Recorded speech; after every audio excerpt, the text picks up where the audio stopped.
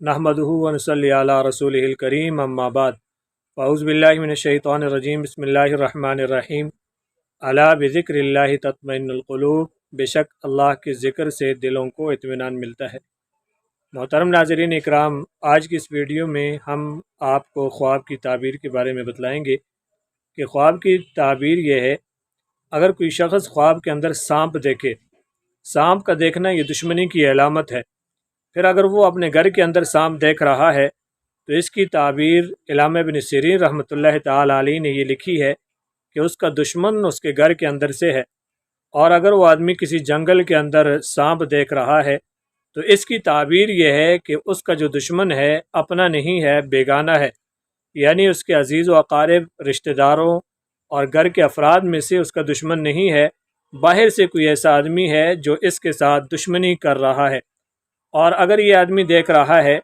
ख्वाब के अंदर कि वो सांप इसके पीछे भागा है और ये सांप से मगलूब हुआ है,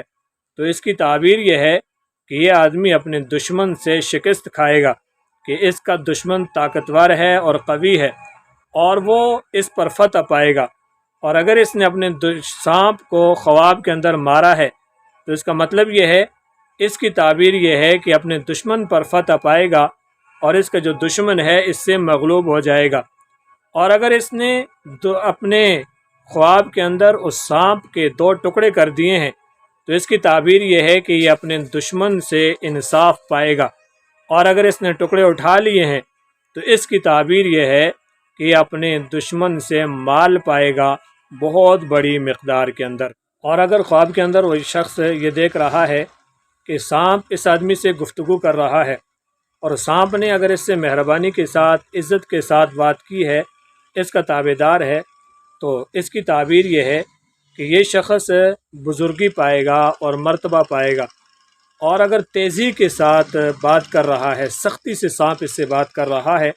तो इसका मतलब ये है कि ये शख्स अपने दुश्मन से नाकाम होगा और दुश्मन इस पर फतह पाएगा और ये अपने दुश्मन से भाग जाएगा।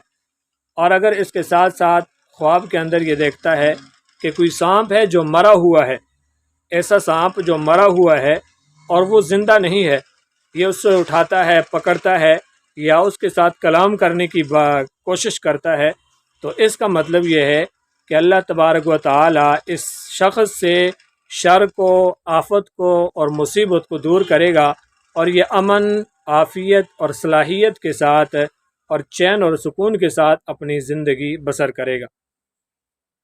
अल्लाह तबारक व तआला हम सब को कुरान और सुन्नत पर अमल करने की तौफीक नसीब फरमाए।